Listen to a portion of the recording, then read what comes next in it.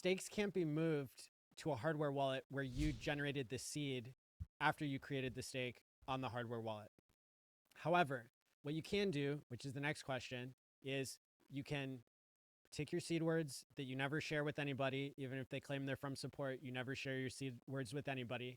You take those and you take the long route, like punching it in to the hardware wallet that you only get from the Trezor.io website or the link I have in the description below. Like, you don't buy your Trezor on Amazon. Like, you don't get it from a middleman. You only get your Trezor straight from the company. And then you punch it in. You don't type it in the keyboard. You punch it into the hardware device itself, but before you delete any hot wallet that you have, because you want to prove that you have written down the seed phrase correctly and that you've successfully transferred it onto the hardware device. So those would be the steps I would go with. Is I would confirm, I would do like a send and I do a receive and a send using the hardware wallet. Once I've migrated the seed phrase that basically has the stakes on it. And then the other thing I would do, if you're a long-term hex staker, is I would get a second hardware device, and I would generate the seed words on that device specifically, instead of migrating the seed words from a computer where they were generated not on a hardware wallet. And so now I have my hardware device where I created the seed words on the hardware device itself, and I have my hardware device where I have the seed words that were generated on a different device, but like they've been migrated over. And so with that setup, now, once I've done the send and receive and proved that the words were written down correctly and like migrated to the hardware device successfully, then I can delete any instance of the seed words that are not on a hardware device.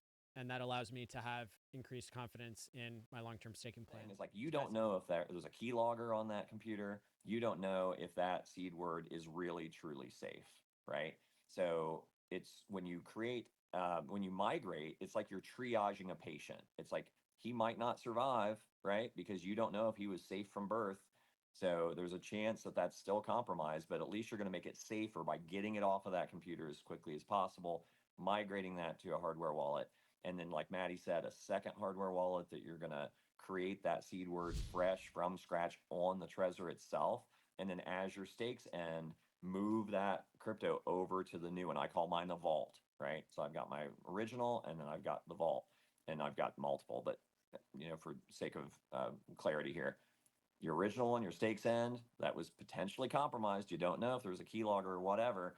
And then you move those stakes over, move the liquid hex over. And if you're going to restake or whatever, you move that into your vault, which is going to be way more secure going forward. And then also, and my understanding of it is too, is like once you've moved your seed words over to a Trezor, you want to delete MetaMask and then you want to reinstall it. So if there's any kind of caching going on or anything you're not once quite you've done aware the of, send and receive once you've tested it, yeah, you don't want to let go of the rope until you know you're safely to where you're going, right? So it's like you got to hang on, make sure everything works and that you're secure and having a physical copy of your seed words and you've got everything on the Trezor and it's working properly. And then you want to delete that instance of MetaMask and then reinstall MetaMask, and then effectively the MetaMask is just going to be a front end. So, and a mistake I made, and luckily it wasn't for anything that got staked or like was going to be stuck there for a long time. Once you set up your new dummy just front end of MetaMask that you're going to use to add a hardware wallet, you hit add wallet is the first step, and then it asks you if you're importing or you're or using a hardware wallet, and I can't remember exactly, but it's like you can add another account, and if you add another account, it's just another account under the seed word that's now on your dummy version of MetaMask. Yeah. So you want to look to the side of the account that you're creating, and there will be a little Trezor. It'll say Trezor to the right, knowing that that's your Trezor wallet that you've attached, and that's the account that you're now interacting with. And then the primary wallet that's because you have account one is always going to be there. I literally relabel that dummy, so I know not to do anything with that account. Do not use. Do not use. There you go. Whatever you want to call it. It's something to let you know. Don't actually use that. That's just there by default. And then you only use your Trezored accounts that are on that MetaMask instance.